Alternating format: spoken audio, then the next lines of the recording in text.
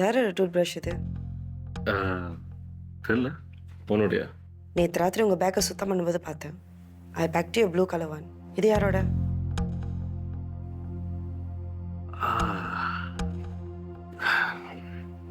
என்னோட தான்.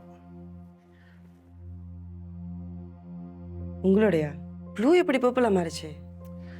அது வந்து நீ என்ன கொடுத்த ப்ளூவா?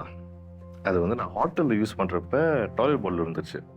சரி போய் திருப்பியும் புதுசாக வாங்கலான்னு பார்க்குறப்ப கீழே இருந்து ஒரு மினி மார்க்கெட் இருந்துச்சு. அந்த மினி மார்க்கெட்டில் there was two options. ஒன்று pink and another one is purple.